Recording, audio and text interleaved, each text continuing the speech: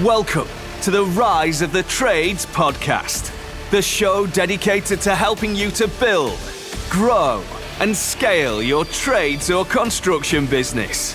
All rise for your host, Craig Wilkinson. Welcome to this week's coaching episode of the Rise of the Trades podcast, where we help trades and construction business owners to skyrocket leads, explode net profits without having to graft 60 hours a week. In this episode, I'm going to be teaching you how to grow a profitable trades and construction business the right way and no longer by winging it in 5 steps. But before we go there, I'd like to say a massive thank you to the thousands of tradesmen and women that are now tuning in every single week for their weekly coaching and motivational episodes. If you're a new listener, I want to say a massive welcome to the show, and please consider hitting the follow or the subscribe button on whatever platform you're listening to this episode on.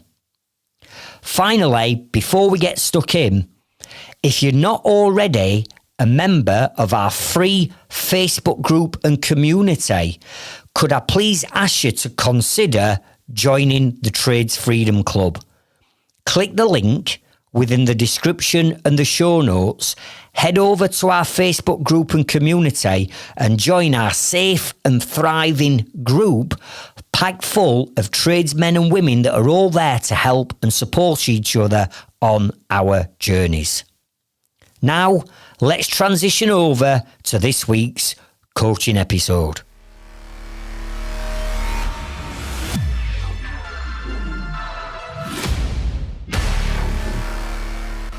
In this episode, I'm going to be teaching you the quickest and easiest way to grow and scale a profitable trades or construction business the right way.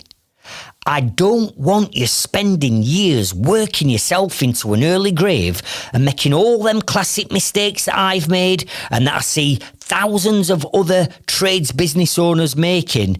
All this lot can be avoided only if you had the knowledge. I want to save you a decade, and I mean that. It's going to take you a decade of you winging it and trying to work it out yourself if you just go into it, crashing into it head first. I want you to be making high net profits for the least amount of time invested into your business and to build a lifestyle that you and your family thoroughly deserve. But the only way you're going to achieve your full potential and your dreams in the quickest time frame possible is by working and focusing on the backbone, as I call it, of your business. You see, there are 5 areas of your business, of my business, of every trades and construction business that I call the backbone and the foundations that everything is built off. If you get these 5 areas wrong, or you build them in the wrong order at the wrong time and you put this one before you bring that one in, then I'm telling you now, it's going to cost you time, money and stress. And at some point you are seriously going to consider throwing in the towel. Why? Because your business is now controlling you and it's controlling your time. Now, I know this because I've been there. I've been that classic busy fool. You know, I talk about it back on episode number 1 where I shared my journey on where I've come from to where I am now. And having coached over 30,000 other trades business owners, I can tell you now that almost every single one of them, and you included, will be making these classic mistakes. And you've already likely started down the path and started down the journey of making these mistakes, and you've already, without you even realising it yet, and you don't even know it, you've actually set yourself and set your business up for failure already. Why?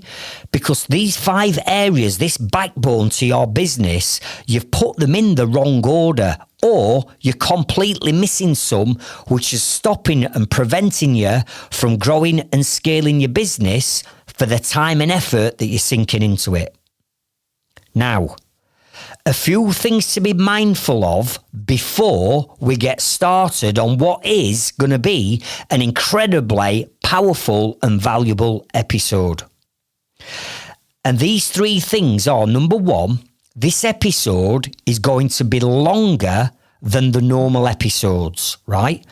So I'm guessing that you're going to have to probably listen to this episode 2 or 3 times to literally take everything in. You're not going to be able to just listen to this while you're working on tools or you're driving your van, because there's that much that I'm going to put into it. You're going to need to listen to it a number of times. Number 2, I definitely recommend that you have a notepad, pen or tablet to start to make notes on, because I'm going to be giving you that much knowledge and that many different strategies. You're going to need to start to make notes. And number 3, when I share with you each of these 5 different areas, I'm going to be breaking these 5 areas down into 3 sections, if you like. So section number 1 is I'm going to share some of the challenges that you will be facing if you haven't already nailed and mastered this particular area. So you might say, oh yeah, Craig, I know about that area. I've already got some of that in place. I get that. But if you're still experiencing pain and you're still experiencing challenges from that area, it means you've not mastered it. Okay. So number 1, I'm going to share with you some of the challenges that you're facing if you've not mastered that area. Number 2, I'm then going to give you the knowledge to rectify the problem or the challenge or the pain that you're experiencing within that area. And number 3, what I'm also going to do to add even more value to this episode is at the end of each area, I'm going to give you 2 other podcast episodes that I've already released that are specific to that particular area that will help you get laser focused on mastering and achieving and nailing that one area. So each of the 5 areas, I'm going to talk about the challenges. You need to identify whether you've got them or you haven't. If you're nodding your head going, Craig, that's me, you haven't mastered that area and it's going to cause you grief. Number 2, I'm going to give you the knowledge on what you need to do to go away and solve it and sort it out. And number 3, I'm going to share with you 2 other podcasts that I want you to make a note of. And then at the end of this episode, I want you to go back and start working your way through these additional podcast episodes, because they're going to help you to get to where you want to be. So grab that notepad, grab that pen, and let's get stuck in. Let me ask you a question. Who taught you to build, grow, scale a profitable business that's going to provide you and your family with the lifestyle that you deserve and the time and financial freedom that ultimately we're all in business to achieve? Who taught you how to do it? The answer to that is usually, Craig, nobody has. I've just literally set up a business for whatever reason you set up your business, and you're just winging it and you're making it up as you go along, and it's trial and error and you're learning by your mistakes. Well, that's exactly what I did, and it took me 12 long hard years before the penny finally dropped and I realised, hang on a minute, you're skint, Craig. You're working stupid hours. You've got this big team, all these vans on road. You're turning over millions of pounds, but you're paying your fucking subcontractors more than you're paying yourself. What the hell is going wrong? What have I done wrong along this journey? And I'm going to share with you what I did wrong, because I'm guessing you're going to be making the same classic mistakes that I've made along my journey. And if you continue to make these mistakes and you continue to grow your business and scale it without having these 5 backbone areas nailed, you are just going to become the ultimate busy fool, where everybody's making money off you. You're the one that's putting all the graft in. You're the one that's bringing all the work in. You're spending time at evenings and weekends doing your paperwork and looking at jobs. You're the one that's now behind on HMRC. You're the one that's now spent the VAT money. You're the one that can't get paid for the next 2 weeks until your next invoice is due. You're the busy fool. You cannot scale a business if you are a busy fool and you haven't got these backbones in place. So we set up our business, and when we first set it up, let's be honest, because this is what most people do think. When you set up your business, you think, right, I'm going to set up my own business because I am going to make more money. You might not make more money, you might not appreciate that you're going to make more money immediately, but the long-term goal is I'm going to make more money, and because I'm my own boss, I can take as much time off, as many holidays, do what I want when I want, right? And that's what we think in them early days. But we have got absolutely no idea of what awaits us when we start to enter the 3 stages of business growth. Yes, there are 3 stages of business growth that we all go through. And if you get stuck in stage number 2, you will never ever get to where you want to be. You'll have more arguments at home with your husband, your wife, your children, your family, because you're constantly stressed out, overworked and overwhelmed. You'll be having problems with your team. Your marketing won't be generating you the right quality leads. You'll not be making profit because you don't understand the numbers in your business. That's what happens when you land in stage number 2.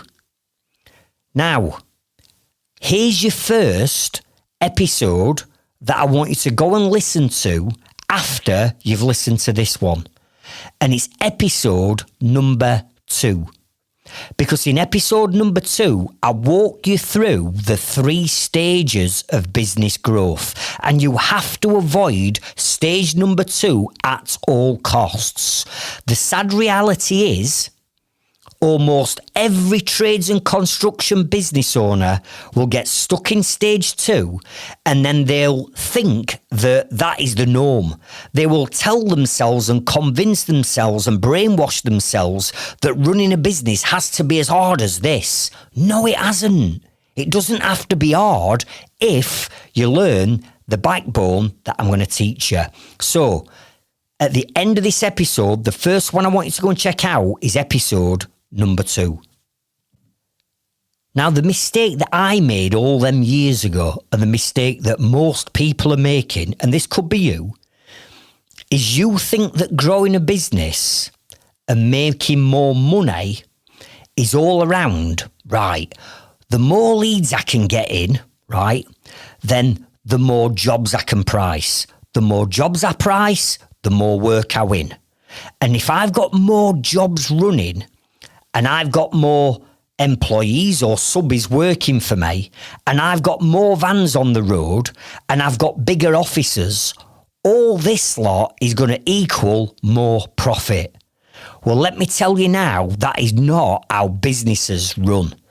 And if you're stuck in that stage 2, and that's your mindset, the more work I have, the bigger the jobs, the bigger the value of the jobs, the bigger the officers. I've got 10 vans on road. I've got 20 members of staff. If you think that is all about growing a business, you're sadly mistaken, because that is not how you build and grow and scale a business. That's how you become the ultimate busy fool. Now, the challenge that some of you are going to have with this is that you have already started to build your business in the wrong order. You're not aware of it yet, but you have. So what you've got to do is, whilst your business is giving you these growing pains and teething problems, stress and hassle, whilst that's happening, you've now got to start to unpick all of the bad habits that you didn't realise that you've been putting in. You just thought that this is how you grew a business, and it's not. So you've got to start unpicking all them bad habits before you can put things right. For the people that are new to business, or you might be listening to this thinking, I want to set up on my own, Craig. I'm going to hand me notice and I'm going to go and set up on my own. Perfect.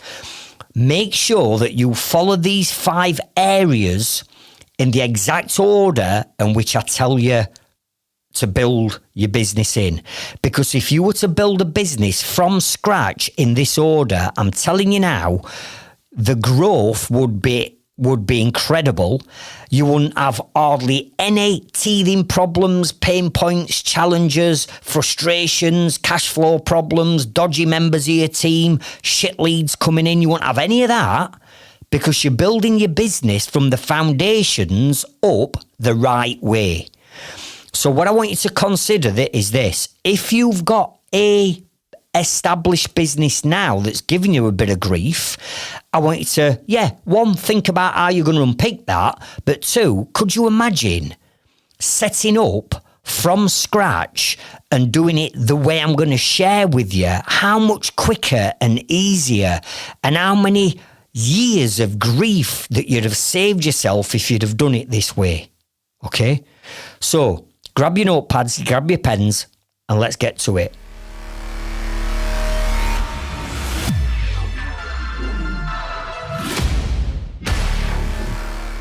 Area number 1 is mindset and personal development. I am telling you now, the key to your success lies within yourself. It lies within your own mindset, and it lies within whether you've got a fixed, closed, negative, or growth, positive, bulletproof mindset. You see, your business is not the problem. The problem in your business is you, the business owner. So the business is never the problem. The problem is always the mindset of the business owner. Look, there are people out there right now that are doing what you do. You aspire to be like certain people or certain businesses. So what is it that they've got that you haven't? Because you've got the same amount of time as them each week. You've got 168 hours, so you can't blame time. And you can't blame money. Oh, they've got more money than me. Yeah, they've got more money than you because they've learned how to make more money, because they've got the mindset of learning how to make more money. Are you with me?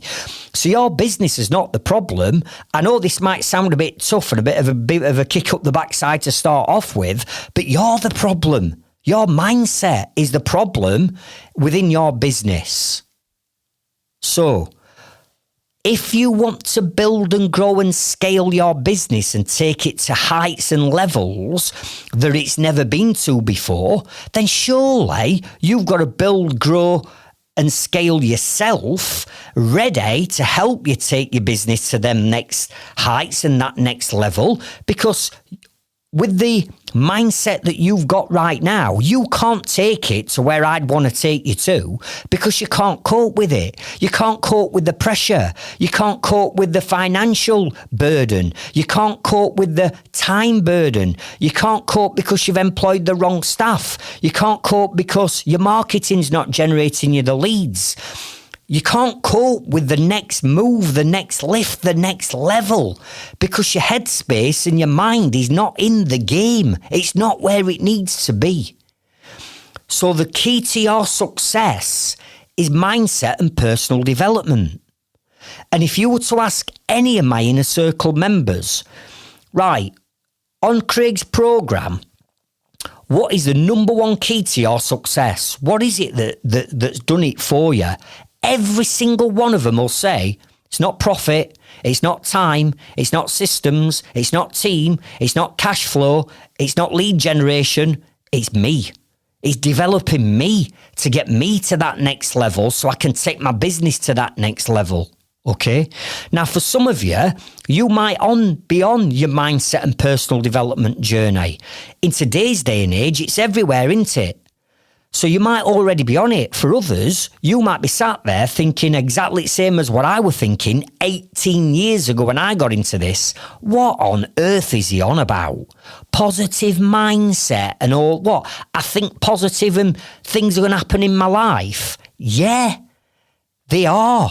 But because you don't believe it's going to be happening, because you've got a negative or closed or fixed mindset, and you've got bad habits, and then bad habits of putting pressure on you, and that pressure on you and your business is causing you to make the wrong decisions, or you can't see the woods for the trees, or you don't know how you're going to get out of this financial situation that you're in. So now debt and worry and sleepless nights are kicking in. You're working long hours, and you're sacrificing that time that you should be spending with your family. So now you're knackered and fatigue set in and you're burnt out. Listen, how can you grow a business if you're thinking and behaving like that? You can't. So the first thing that's got to change is you. You've got to change. We've got to replace them bad habits with new habits. You've conditioned yourself to act, behave, believe, and take action in a certain way. And that has got you to the point where you're at right now. But if you're not happy with where you are right now, clearly what you've been doing hasn't been working. It's brought you to this point, but it's not going to take you to the heights that you want to get to without something shifting and changing. So write this down, right? There are 4 steps to generating results in your business. You can't just say, I'm going to have a new website and all my problems are going to be solved. You can't just say, oh, if I could only land that one big job, that one job where I make all that money will get me out of debt. Listen, it's not coming unless you go and find it and do something to get it. So these are the 4 steps to achieving results. Step number 1 is mindset, accepting, do you know what? It might have got a point here. I do need to start working on myself and my mindset and my personal development, because if I can put myself in a better place, then I can put my business in a better place. So number 1, step 1 is accepting you've got to change your mindset. You've got to have a shift. Step number 2 is motivation. Because when we've got the right mindset, and we get you motivated and fired up, and you've got a spring in your step, and you're positive, and you've got energy, and we're going to get shit done. Nothing's going to stop in us way. We're going to dominate. Come on, bring it on. That type of hairs on your arms motivation.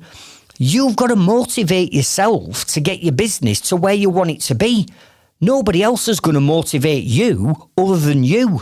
So if you're demotivated, if you're stuck in a bit of a rut, if you're on a negative downward spiral, if all the luck you ever get is bad luck, right? You've got to shift your mindset and motivate yourself and give yourself a kick up the arse, because nobody's coming to save you. The only person who can save you is you. Step number 3, when we've got the right mindset and we're motivated, step number 3 is action. Action. When we're motivated, we can start to take action, new action on the knowledge and the learnings that you're getting from these podcast episodes. But if you're demotivated, you might be listening to these episodes, but I can't be asked to do anything. Craig, it's too much like hard work. And now all of a sudden you've got excuses, and you're sat on your pity potty making excuses on why you can't do things. Listen, the only way you're going to get these results is by you getting off your arse and taking massive, massive action. Okay? Step number 4 in this equation equals results. Because if you're taking massive action in the right areas of business, like I'm teaching you, and you do it in the order in which I tell you to do it in, then that action is going to equal new results, bigger growth, more profit, more time back, more profitable leads, right? That's what it's going to equal. So first of all, 1, you've got to accept that you need to change something, and that is you, mindset. Number 2, you need to get yourself fired up and motivated, which some of you are going to struggle with because you're that far gone. that you're going to struggle getting yourself motivated, but remember, there's only you that can do it.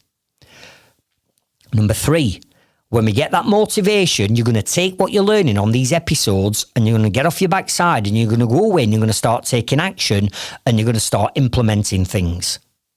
And when you do that on a consistent basis, the compound effect kicks in and that equals, bang, a big result. And when you start to see the results coming in for that new action that you've been putting in, when you start to see that and you can start to feel it and you're still motivated, it's like, game on, bring it on, Craig. What do I do next?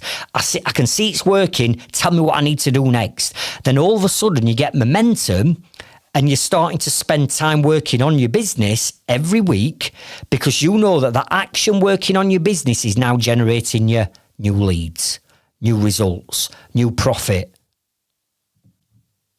So here's what I want you to do. If you are sat there thinking, do you know what? It is me, that Craig. I have fallen into a rut. I have gone a bit negative and things have been a bit tough for me recently. I get it. Nobody's beating you up. I've been there. I were on my knees. I had sweet FA, so I know what it feels like. Many of my inner circle members start the inner circle in that exact position. That's why they come to me for the coaching, because they're at that exact position. The thing is, you've got to acknowledge it and then you've got to do something about it. So here's what I want you to do. Number 1, you've got to put time in what I call your default diary. You've got to put time in your diary every week for you. And I know that you're going to say, I don't have time for me because my business takes all my time, or my family, or my children, dancing, football, training, or whatever. I sacrifice all my time for other people. I get that. But you are the most important person to yourself, to your business, and to your family. So you are no good to anyone if you're burnt out and you're negative and you're doom and gloom. So you've got to put time in your diary to spend on you every single week, working on that motivation, okay? Number 2, I want you to start to develop a new morning routine. So whatever you're doing in the morning, what can you do different in the morning that's going to help you, not hinder you? Could you get up maybe half an hour or an hour earlier? Could you get up and go for a walk? Could you go to the gym?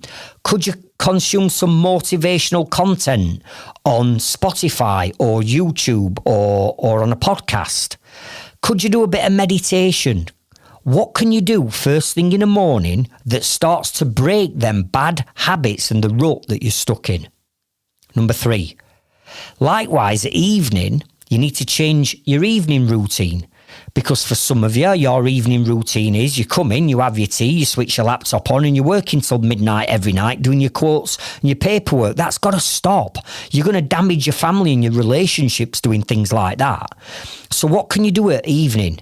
Is it a case of, do you know what, we're going to sit down as a family and we're going to have a family meal, phones away, phones off at table, and we're going to talk as a family? It could be that. It could be, right, do you know what, I'm going to switch off at 6 o'clock, no laptops, no mobile phones, no pinging, no zaps, no WhatsApps, no nothing. I'm not doing anything from this time, and give that time to you and your family. It could be an evening that you get a gratitude journal and you write down all the wins of the day and your intentions on what you're going to achieve the next day. Are you with me? So you need a new morning and you need a new evening routine where you just start to do one thing every day for a week or 2, and then when that becomes a good habit that you've introduced, we bring another one in, and then you'll be doing 2 things, and then you run that for another maybe month, and when that becomes a habit, you bring a 3rd thing in, and all of a sudden we start to shift away from him being in that negative downward spiral morning and dodgy evening routines, and we start to replace it with things that are going to start to benefit us. Likewise, I want you listening to motivational content. What content gets you fired up? What music? What guest speakers? What motivational speakers? What is it? Who is it that gets you fired up, that when you listen to them, it puts a spring in your step and it gets that energy pumping? Okay? Likewise, as well as motivational content, I want you to listen to educational content. And that's exactly what you're listening to now. Because remember, if we can get motivated to take action on the knowledge that we're learning, then we get the results.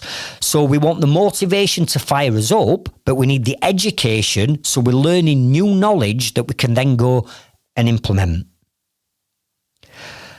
I also want you looking at yourself, right? And what I mean by that is, some of you may well have let yourself go, right? I did. Many of us in past have done. We let ourselves go. We all used to have hobbies before we started a business, but all of a sudden we don't have time for them hobbies anymore. So that might have been, I don't know, maybe football with the lads or the lasses. My daughter plays football. She's in an under-18s team. So it's either football, might be a sport that you used to do that you've let go by wayside. Maybe you used to go to gym, but now you can't go to gym because you're telling yourself you ain't got time and you ain't got the energy and you're not motivated to go to gym. So what are you going to do for you? How can we get the exercise back into our weekly routine? What do we need to do? Because if we're not motivated and energized, that's going to have a negative effect on our business. We're sluggish. You know, we're not making the right decisions. We can't be arsed and I'll do that tomorrow, but tomorrow never comes. Are you with me? So your exercise, getting that blood pumping around that body is vital to your success. Likewise, what about your diet and your health and your well-being? Because years ago, I used to literally come in from work, first bad habit I used to do, go to the fridge, knock the bottle top off, bottle of Peroni, neck one of them. Before I know it, I was 6-8 bottles into it, right, every night. Then you get the takeaways. So you're having a curry every week and then you're having takeaways and pizzas and all diet goes out at pan. So you're drinking poison, you're eating poison, and all that lot is having a negative effect on your body, on your energy, and on your mindset. So do we need to knock ale on the head, slow down on it a bit, maybe change his diet, maybe start eating a little bit healthier, okay? And the final thing I want you to consider is surrounding yourself with what I call a new circle of influence. And that is surrounding yourself with people that are going to help lift you higher, help lift you to that next level. Not your mates who to your face are nice to you, but behind the scenes, they're just praying that you fail because they don't want you to succeed. Are you with me? They're just praying that you fail so they can turn around and say, I told you so, you shouldn't have done it, you shouldn't have set up on your own, you weren't clever enough, you didn't have enough drive, passion, whatever, right? You need to stop hanging around with people like that. Come and hang around with me. Come and hang around with my Trades Freedom Club Facebook group and surround yourself with thousands of other trades business owners that are all on the same journey as you, that are all there to help and support each other and lift each other to that next level. It's really important that you're surrounding yourself with positive people that are going to help you, not hinder you. So, I said I was going to share with you a couple of additional episodes at the end of each one of these areas. So what I want you to do, I want you to write down episode number 9 and episode number 10. Because in 9 and 10, I go into routines, mindset, personal development in a lot more detail that will give you a lot more clarity. I even share with you my personal daily routine, all right? I give you everything. So check out episodes 9 and check out episodes 10 to further your own education on mindset and personal development.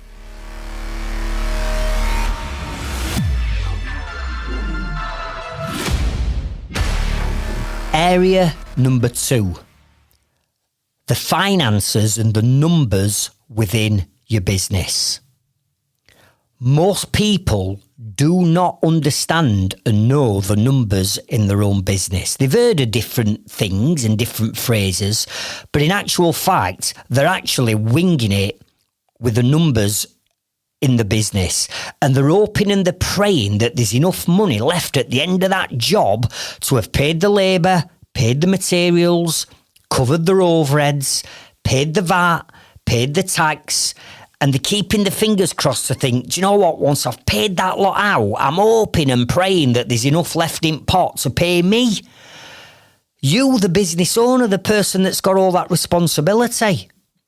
And some of you, I know for a fact, again, because I've been here, I know some of you will not even be paying yourself. There'll be weeks, maybe months, different jobs that you go without because you're having to pay everybody else before you're paying yourself. So technically, you're the best employee ever because you're working for free. I mean, who on earth works for free? Do your subbies work for free for you? No, nobody works for free. But some of you will be because you're not taking your money. Some of you will be paying them subbies a lot more than you're paying yourself. So even though you're running the business, these subbies have got a life of Riley. They rock up, they get the tools out, they get the day rate, their hourly rate, the price, whatever. And by the time they've walked away and they're earning a couple of grand a week and you've not even been able to pay yourself. Some of you have got no idea how to even price a job correctly. You don't know how to price a job. And some of you will be looking at it and you'll be pricing it, however you're winging it and doing it. And then you'll look at the price and then you'll say this to yourself. Do you know what? That looks a bit steep. Flipping heck. Would I pay that? Can I put that price in? Am I going to win the job if I put it in at that? And then what you do is you start questioning your price. And then what you do is this. You just pluck a figure out of fresh air. And you go, do you know what? I tell you what, I'll knock 500 quid off it. What does that look like? Oh, yeah, that looks a bit better. I'll knock 500 quid off it and I'll put it in. Or you might be building an extension and you've come in and it's like 150 grand and you think, okay, hell, that looks a lot, that. I'll tell you what, I'll just knock 10 grand off it. I'll put in it at 140 because you've got no ideas of the numbers in your business. Some of you will be taking deposits, which is great, but that deposit money for that future job, you're now using somebody else, another customer's money to finish the job off you're on now because you've run out of money. Some of you will be using your VAT money, the 20% that you should be putting to one side for HMRC. Some of you will have used that as an overdraft facility. And now, when your VAT return's due, you've got no money to pay your VAT. Or what about you guys that don't know how to set aside your tax money? Whether that's your corporation tax money for a limited company, or whether it's your self-assessment tax that you pay, let's say, at the end of every January, and your accountant gives you a tax bill and says, right, you owe HMRC X amount of thousands, and you're sat there going, where the fucking hell's money? Where's the money gone? There's no money. And then all of a sudden now you're getting yourself into debt. You're taking bank loans, you're taking credit cards, you're taking overdrafts because of your bad management of money. Are you with me? Now, one of the main reasons why you have to get top side of these numbers is this. Some of you will be offering services or offering a product or service to a customer that is making you no money. You're either breaking even or you're making a loss. But because you don't understand the numbers in your business, you just keep taking work on, right? Because you need to keep busy. You've got a mortgage to pay. You've got overheads to pay. So you take on almost any type of work. And for those that have got a team, when times get a little bit tough and it looks like you're running out of work for your team, what do? Panic stations set in, so you take anything and everything on, and you take work on that you wouldn't normally do just to keep your lads busy. I mean, what a ridiculous business decision that is. So the reason why we have to understand the numbers is this. I don't want you offering loads of different products and services. I want you niching down to certain products or services within your trade, that makes you the profit.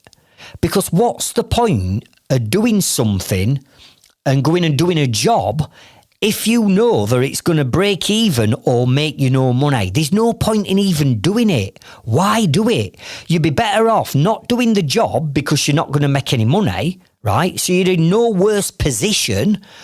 But instead of doing the job, you save the time and you invest the time back into your business, learning how to make more profit. Are you with me?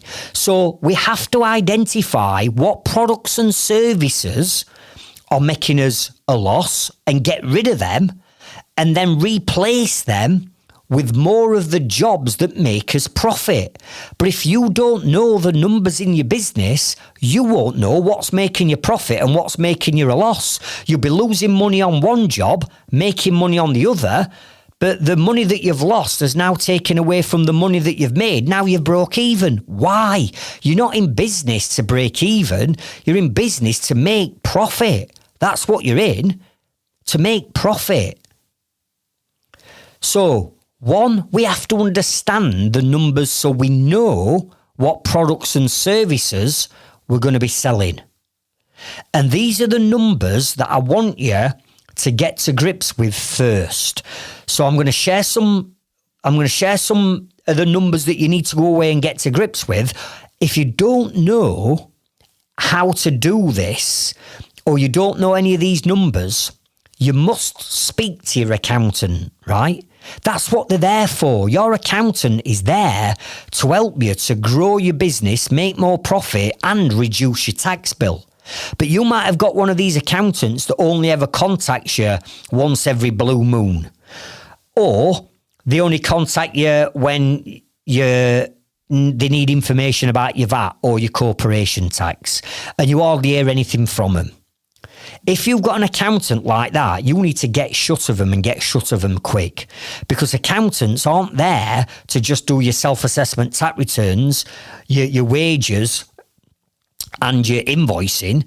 Your accountants are there to make you more profit and to stop you overpaying on taxes and advise you where to put your profit, whether to put it into commercial property or put it into a pension, tax-free.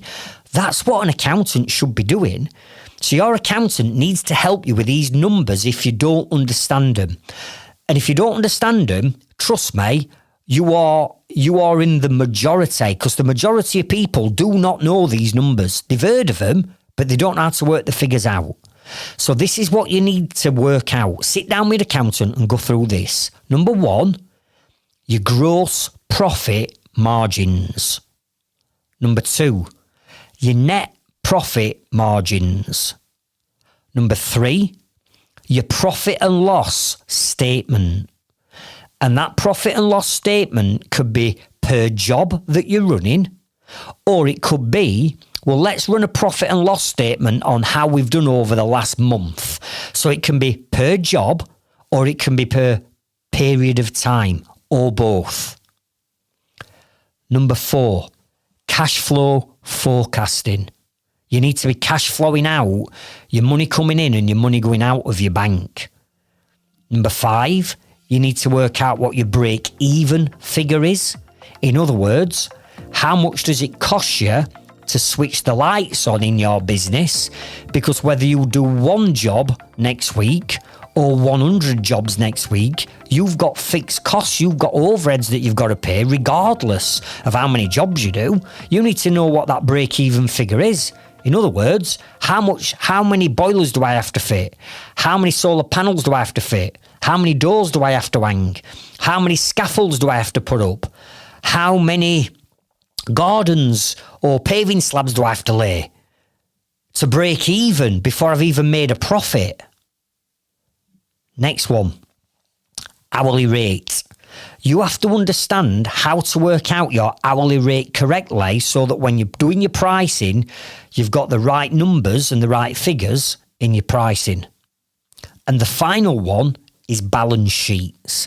So if you're a limited company, you really need to be reading and understanding the balance sheet, because the balance sheet is the only fluid document within your whole accounting process that's going to tell you exactly where your business is as of that day or that hour, as long as your accounts are up to date. Everything else, your profit and loss and your gross margin and your net margin, that's happened because the job's been and gone, right? But the balance sheet is if we were to wrap everything up today, pay our suppliers off, pay all us HMRC and VAT, pay everybody we owe money to, and then get all of our invoices into our bank, what we got left. And your balance sheet is important because if you're looking for investment, or you decide, like I do, I build, grow and sell businesses. If you're looking to sell a business, your balance sheet has got to be as healthy as it can be. So we've got to understand those numbers as a basic in our business. And if you're sat there now saying, I don't know what these numbers are, Craig, I've heard of them, I sort of like my accountants mentioned them to me, but they go over my head, or I've seen them somewhere in QuickBooks or Xero, but I don't understand it, then come on. You're in the business of making profit. How can you make profit if you don't even understand the numbers? And this is why so many trades business owners get themselves in a financial pickle, or even worse, have to go bust and liquidate the businesses because they don't understand the basics of running a business. So we have to understand these numbers in our business, because these numbers are going to tell us what products and what services we need to be selling, which then leads on to the next area, which is marketing strategy, because it's then going to tell us what products and services we need to get laser focused on marketing to attract more of. Okay? Now, the episodes that I want you to go and check out for cash and finance and knowing the numbers are episode number 7 and episode number 18. 7 and 18, go and drill down on them if you need help with your numbers, because they're going to give you a lot more depth and a lot more information.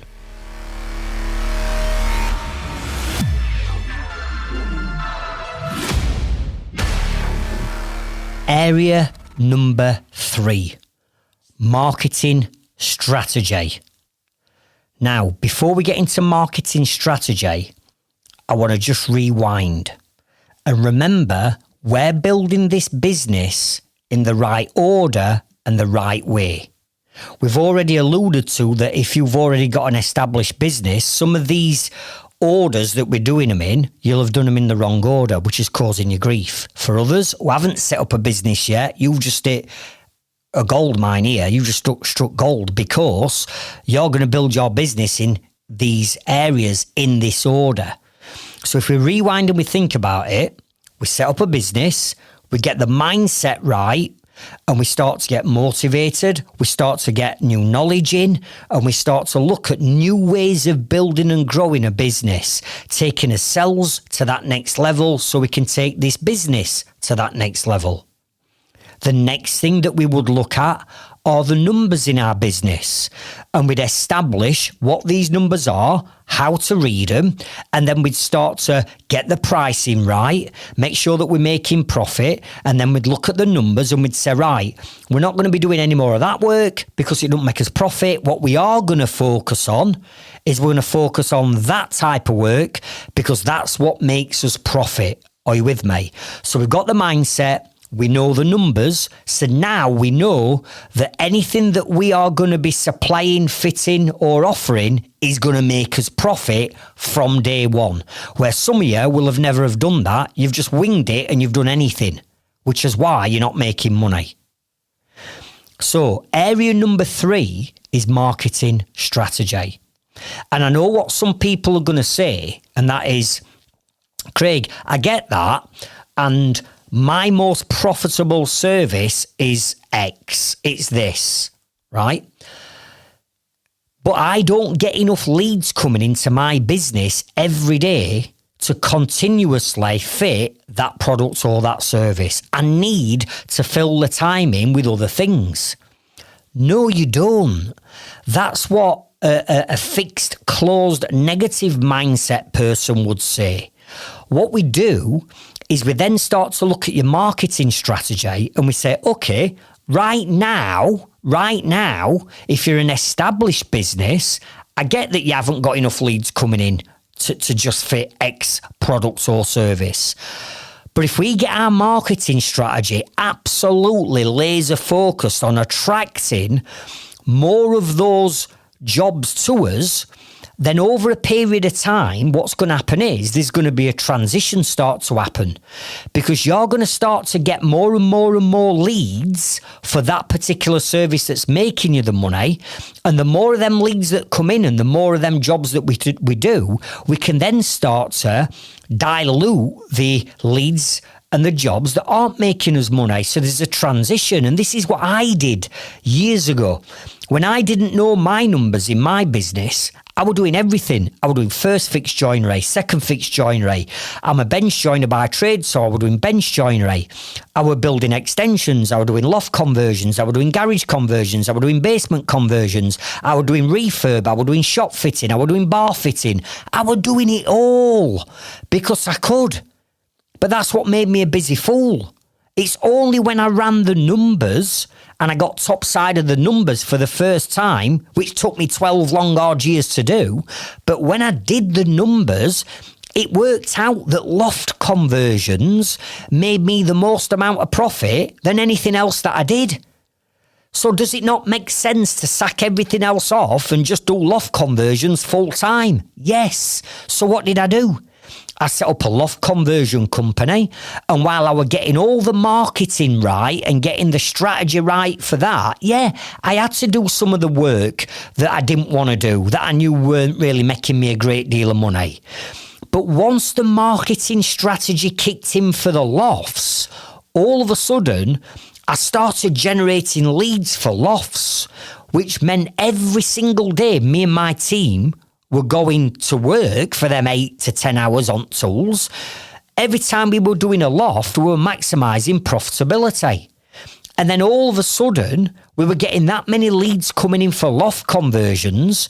All the other stuff that I was doing, I could just stop doing, because now all I'm doing is lofts. And that's what were making me the money. So, once you've identified what's making you the money, the next thing is we get the marketing laser focused, right?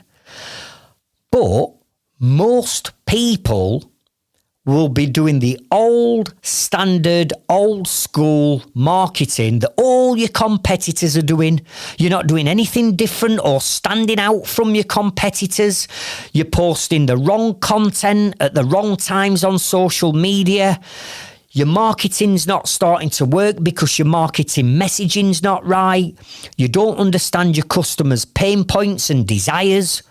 You've had a website built for $2,500 that's materialised to be a bog standard brochure website with no SEO, so you're never going to get found on Google.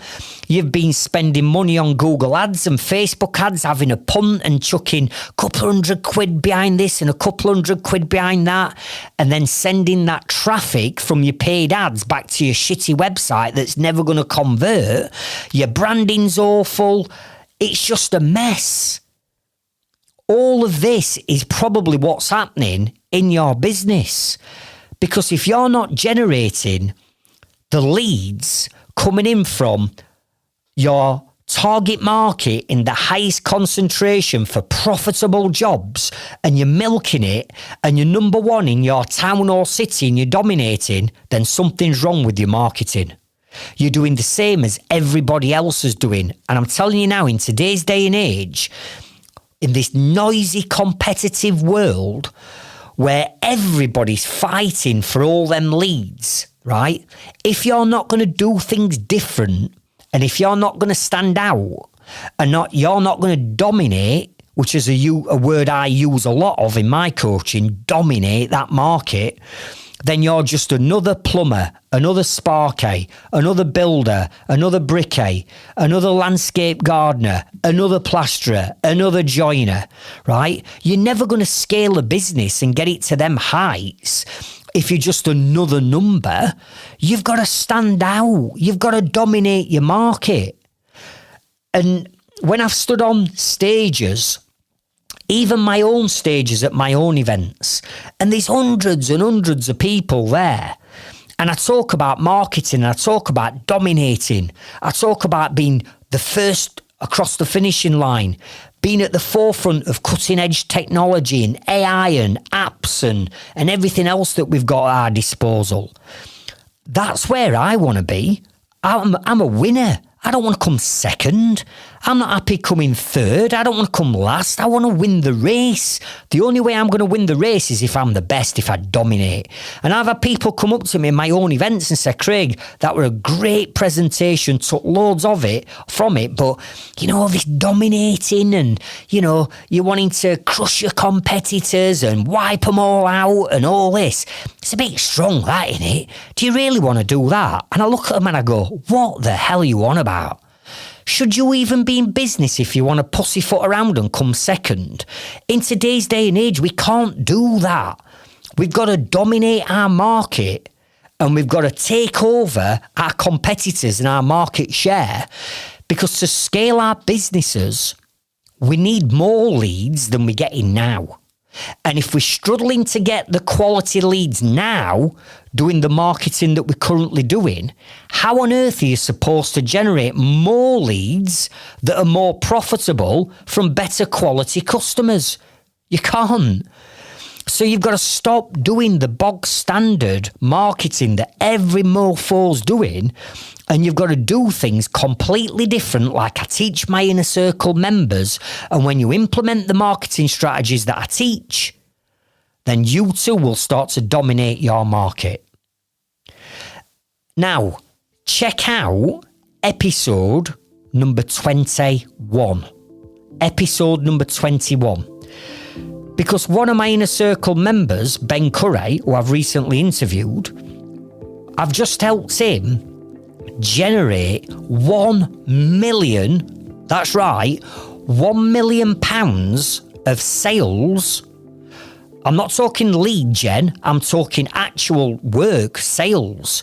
He generated more than £1 million worth of leads, but he actually converted them leads to £1 million worth of sales for his electrical and his renewable company.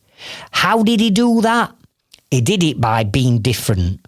He did it by implementing my 3C video marketing formula, and he implemented it on TikTok. TikTok, right? A platform that most people think that it's just full of kids dancing and messing around.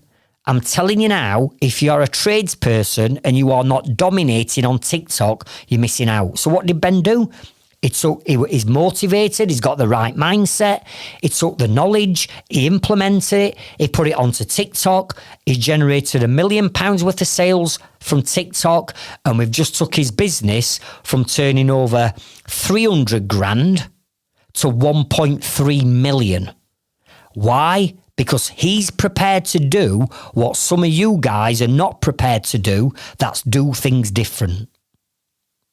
Now, there are literally 50 different marketing strategies I can share with you that are guaranteed to work, because they work for me, they work for my inner circle members, that will generate you more profitable leads.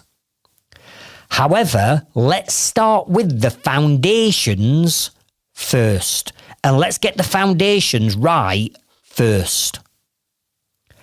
The first thing that you've got to do is, once you've worked out what is your most profitable product or service, you've then got to work out who is that target market that's going to buy that product or service. Because your target markets will change depending on the product or the service that you offer. So for an example, you might be a plumber or a plumbing and heating engineer. Your target market that wants a new bathroom suite fitted is a completely different target market to the person that boiler has just broken down and they need a price for a new boiler. You're still doing plumbing and heating, but they're two different services. So you've got two different target markets with two different marketing messages. The marketing message for the customer that wants a bathroom fitting is a completely different message to the customer who wants the boiler fitting. Two different target markets with two different lots of marketing messaging. So the first thing that you've got to do is you've got to identify who your target market is specifically for that product or service. And then once we've identified who they are, the next part of the equation is where can we find them in the highest concentration, both online and offline. So this might be, well, actually, my target market are business owners that are in the commercial sector that have got businesses that are over this size, employing this amount of staff, and I need to speak to ideally the buyer or the estimator of that business. Right. Where you're going to find them is on LinkedIn. But it may well be someone like Ben that's fitting solar PV. We identified, or Ben identified, that his target market were on TikTok. Now, most of you would think, on TikTok? But that's because Ben got off his backside and he went and learned where his target market hung out. So they were on TikTok. So Ben's not going to market what on LinkedIn when his target market are on TikTok. So you find them where they are online. Likewise, where are they offline?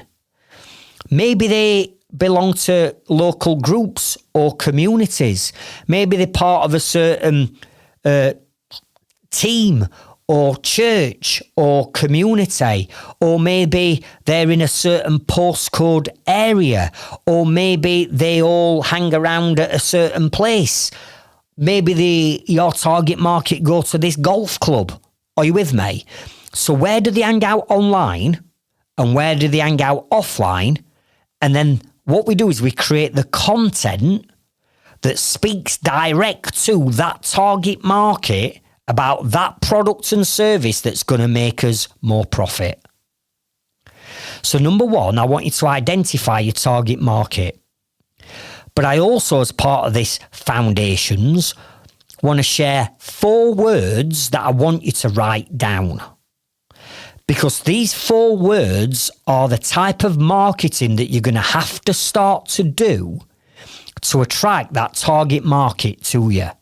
So write these 4 words down, because this all forms part of what I call my attract strategy. Right? Write these 4 words down. The first word is know. K-N-O-W.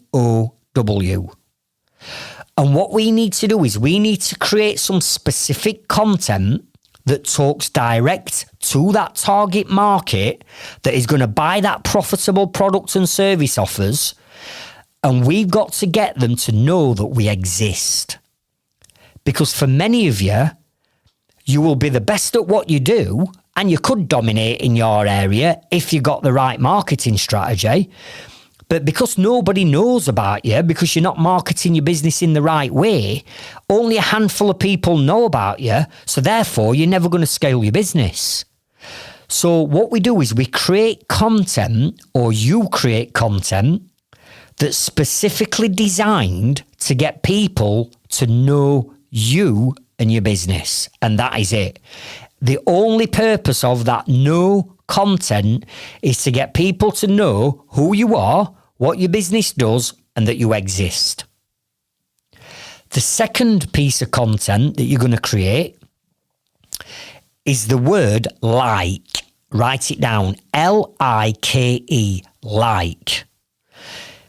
Because you, the business owner, you are personally more valuable to your business than what your business name is or what your business logo or branding is.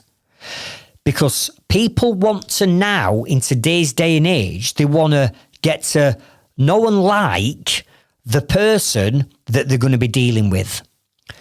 And when I look on a lot of people's websites, when people say, Craig, review my website for me, tell me where I'm going wrong. One of the biggest things that are missing is there is no photos, there's no images, there's no videos of them, you personally, or your team. So you are a faceless company, and people don't want to deal with faceless companies.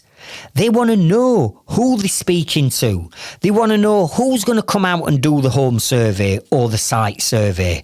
They want to know who's going to be rocking up with the tools and working in their house or office. They want to know you. The point of social media is it's social. It's to get people to know you. So what we do is we create a second set of content, and that content is just to get people to like you, the business owner, right? So you've got to be on videos, you've got to be on images, you've got to be on your website, you've got to be on social media, you've got to be in your brochures, you've got to be on your lead magnets, you've got to be on your landing pages. You've got to be in all these places because people are buying from you, they're not buying from your logo. So we create content that's designed to get people to like you. The third word I want you to write down is the word trust. Trust. And that is, you might get to know someone and you might know what their business does. You might even like that person, but you don't trust them as far as you can throw them, so you'd never buy off them. Are you with me? So the word trust comes into it because what we need to do is create content that gets people to trust us.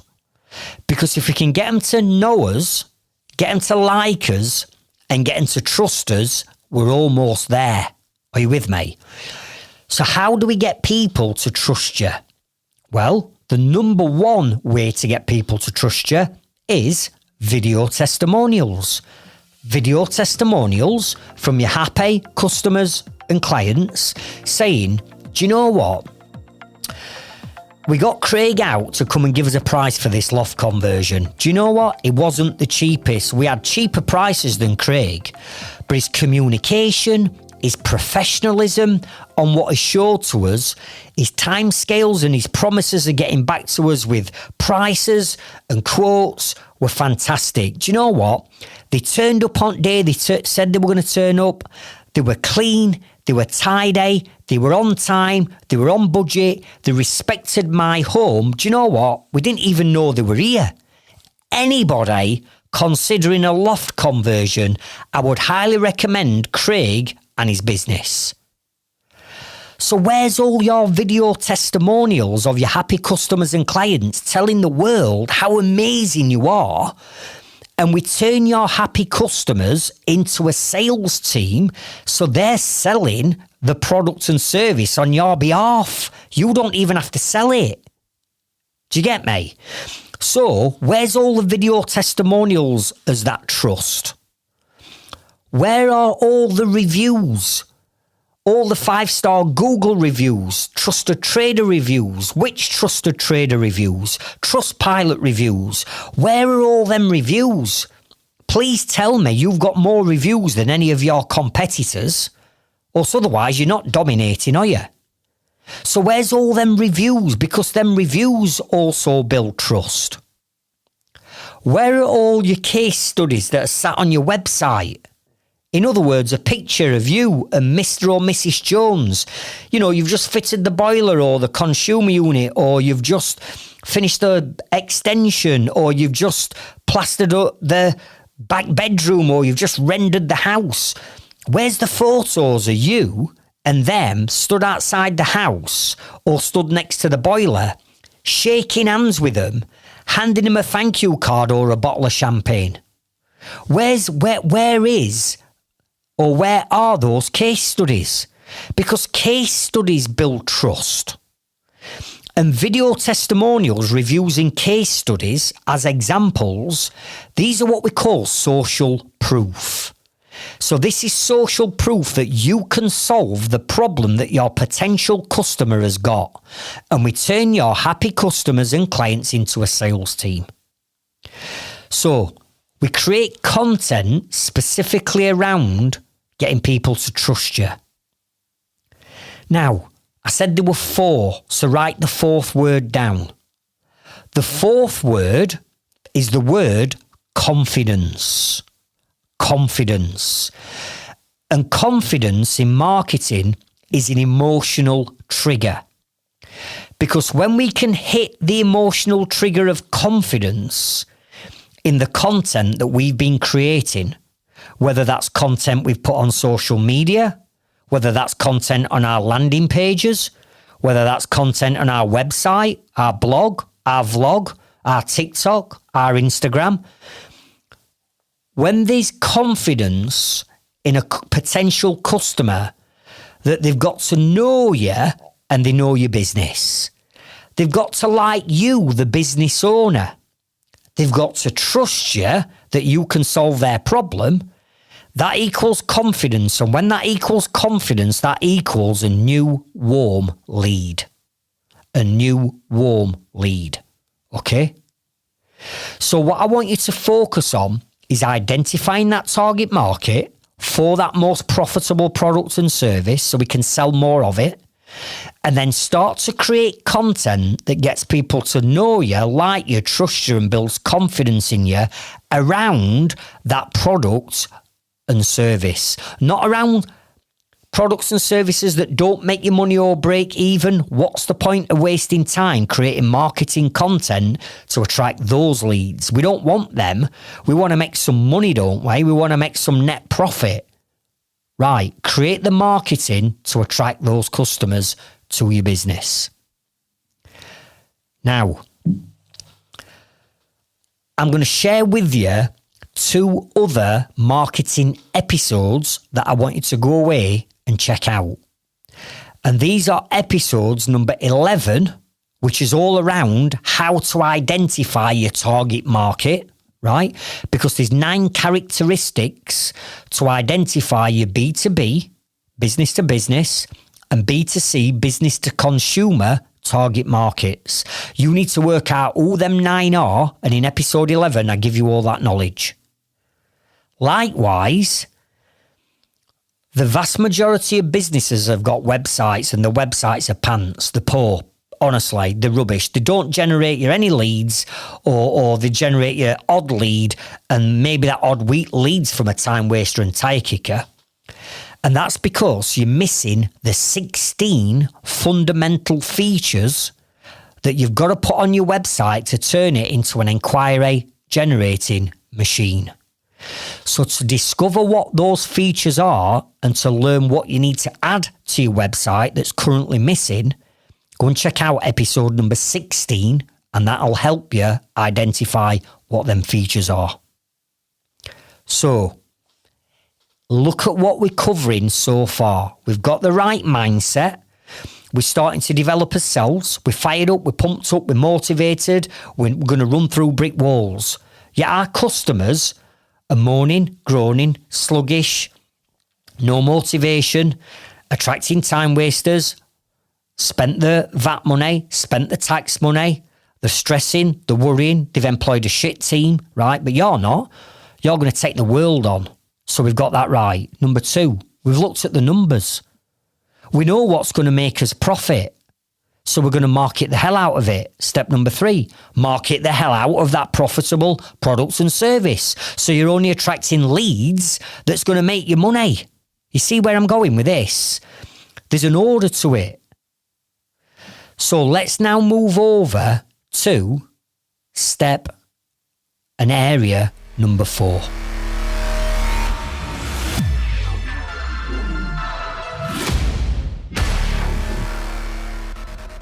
Area number 4 is systems and automations. Systems and automations. Because if you think about it, we're now attracting profitable leads coming into our business.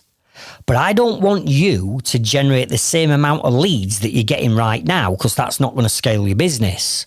You're going to want more leads coming into your business than you've ever had before.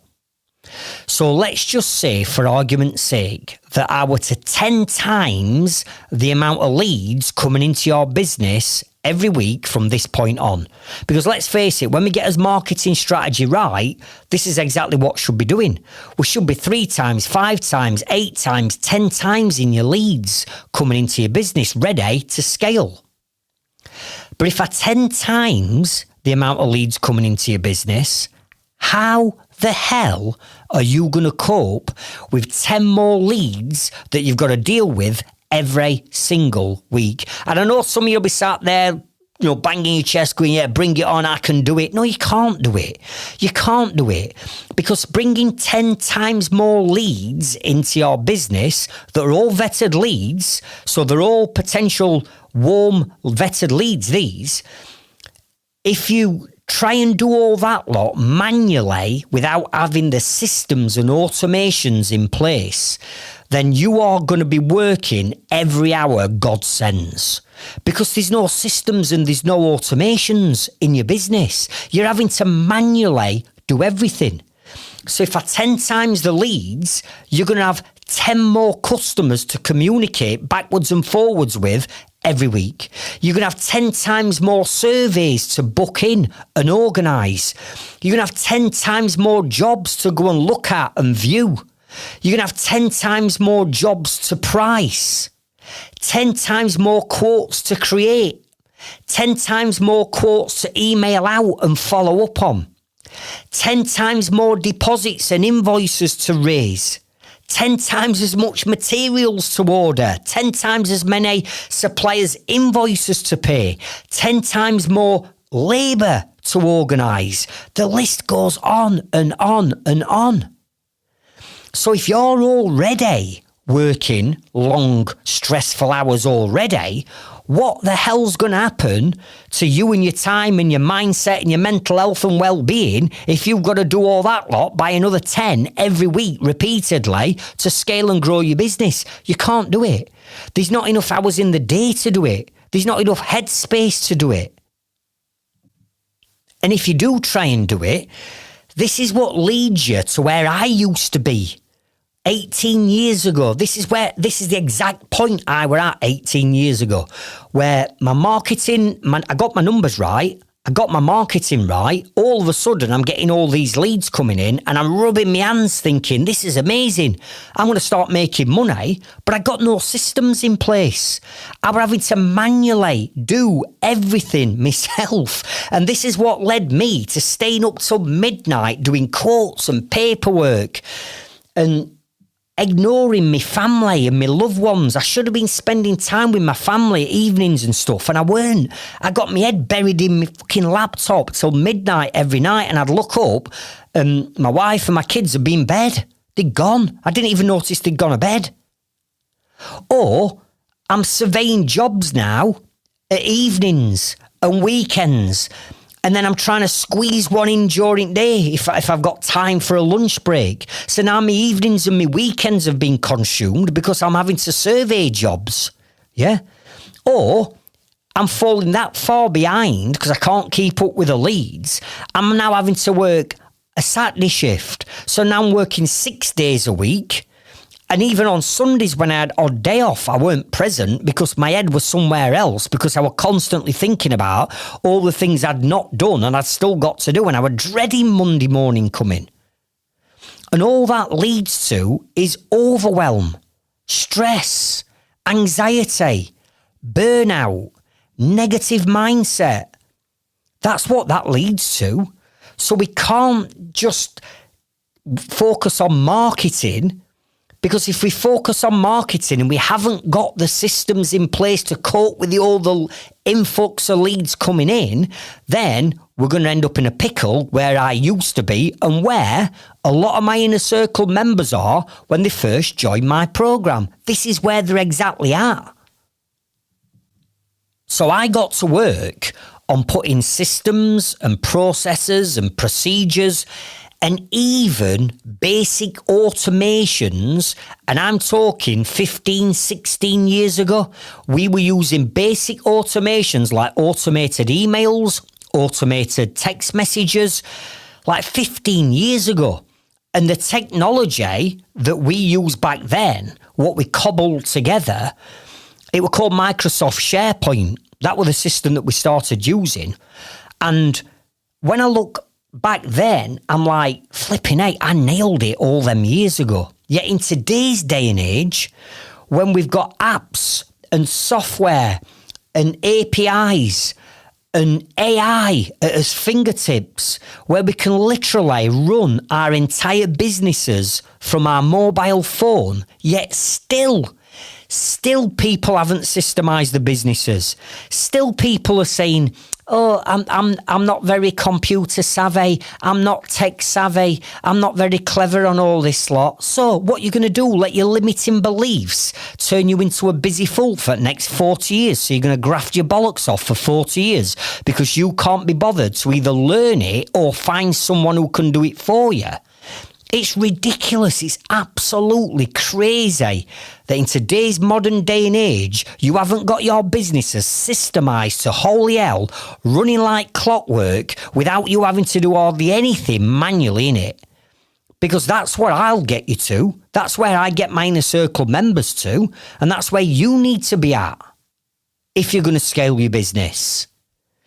So with that in mind, there are 3 different types of systems that you need to have running in your trades or construction business. And these are the main 3 pieces of software or systems that are going to run the entire business and is going to become, let's say, the ecosystem that runs everything from a lead coming in all the way through to that final invoice being raised and the automated text message going out requesting a 5-star review and a video testimonial and everything in between. So write down these 3 different types of software. Number 1, you're going to need accountancy software, such as QuickBooks, Xero, Free Agent, Sage. There's loads of them out there now. But you are going to need that software. And thankfully, for most businesses now, which is unusual for me to say the majority have got something, but the majority of businesses have got Xero or QuickBooks as an example. What they're not doing is they're not using it. Their accountancy software is not kept up to date. So at the end of every week, our accounts in all my businesses are reconciled every Friday, so my accounts are brought up to date every week. That means all the sales invoices are on, and that means all the purchase invoices are on. On top of all that, our gross profit, net profit, balance sheet, profit and loss statements, all of the numbers that I've told you to go and check out, we've got set up in our accountancy software where I can literally click a button and pull off a report and it tells me all the financial statements of all my businesses at the click of a button because everything's kept up to date. In fact, every Monday morning at 9 a.m, I have an email triggered automatically from my accountancy software that gives me every single start and number and figure and KPI that I need to know about each one of my businesses. I'm on top of everything. Are you? I mean, let's face it, a lot of trades businesses haven't even got the payment terms sorted. You're not taking deposits or interim payments. Most of you, or a lot of you, will get to the end of the job, and because you're that busy focusing on the next job, you don't even get your bloody invoices out on time. It can be weeks or, in fact, even months further down the line before you've actually got your invoices out. I mean, how crazy is that? Your job as a business owner, as the finance director of your business, is to get your profit in your bank as quick as you can. So it's okay having the accountancy software, brilliant, but if, one, you don't know how it works, there's only your accountant who knows how it works, how can you read your business numbers? You can't. If you've got the software, but you're not keeping it up to date, so you're miles behind on bringing your invoicing up to date and putting all your purchase invoicing on, if all that lot's miles behind, then how can you get a grip of your numbers? You can't. So, yes, it's okay having the software, but come on, you've got to understand how it works. You don't have to become an accountant.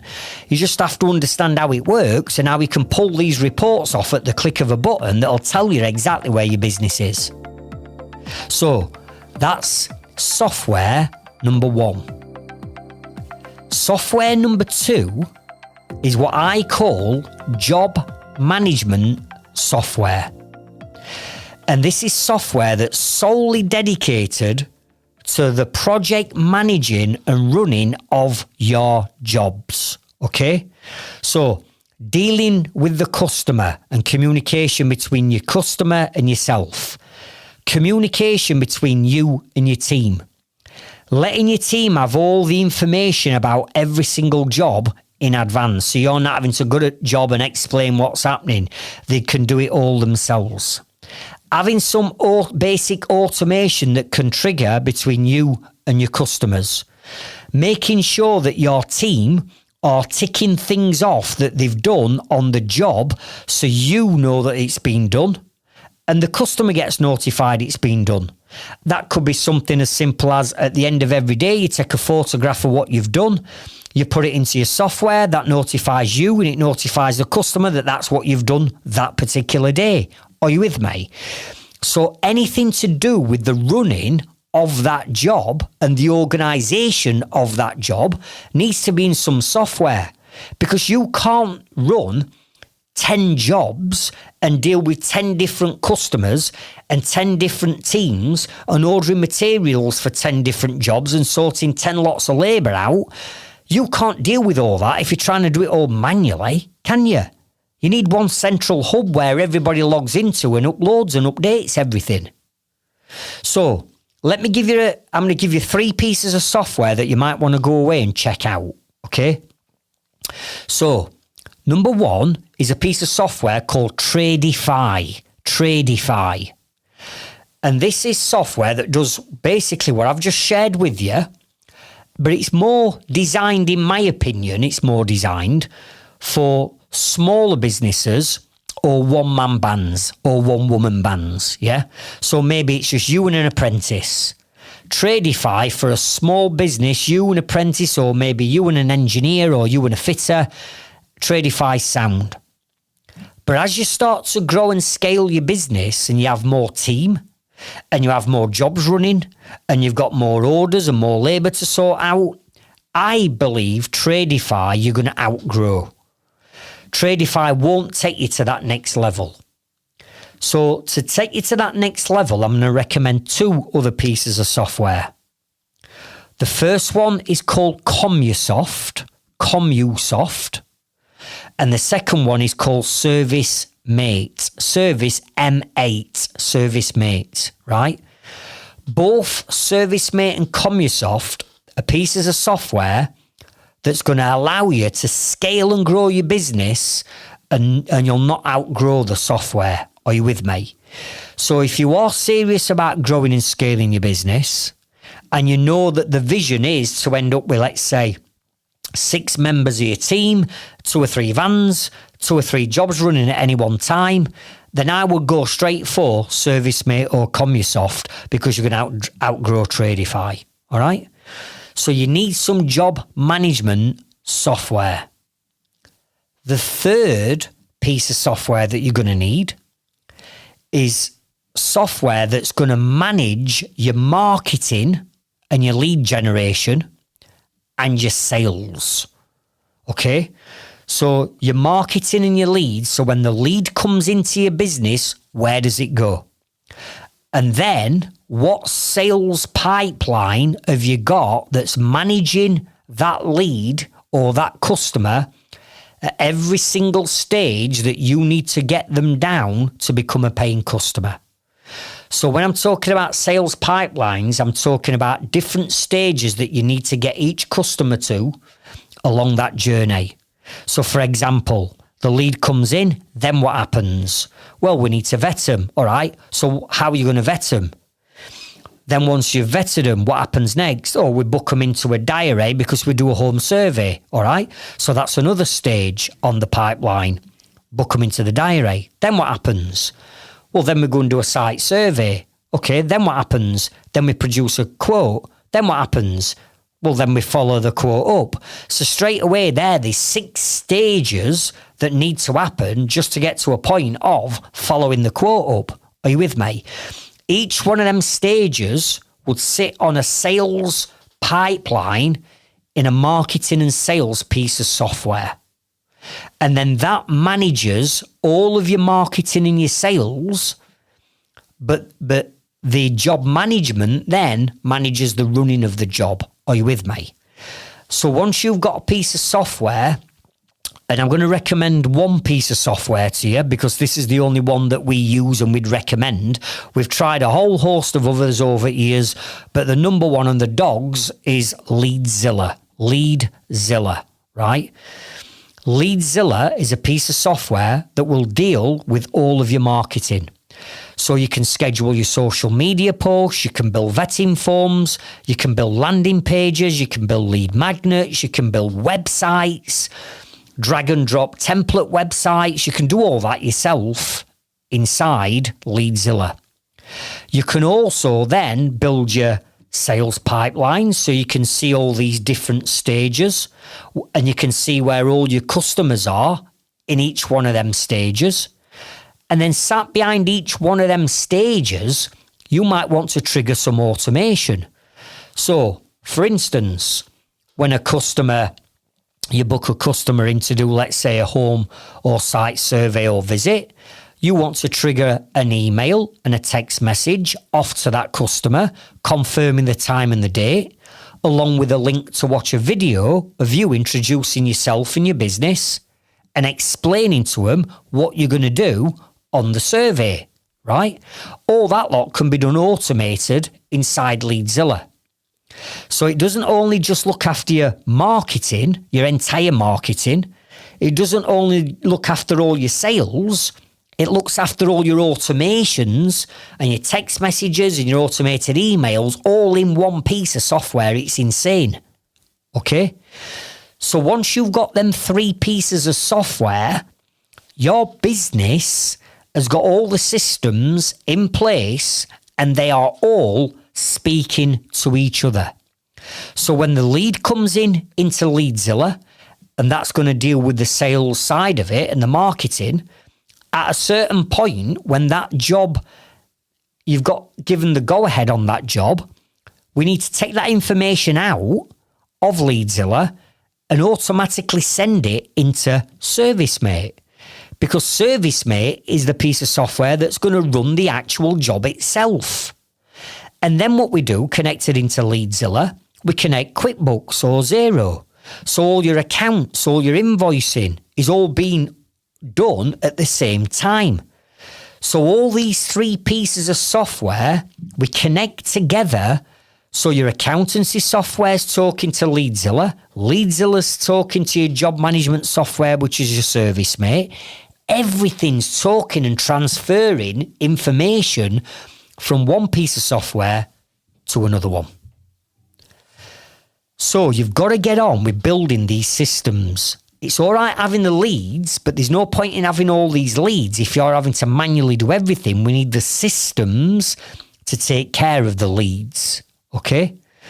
So 2 episodes that I'm going to suggest that you go away and listen to for systems are episode number 13 and episode number 17. So that's 13 and 17, and they'll give you a lot more depth and information of what you need to do to systemize your business.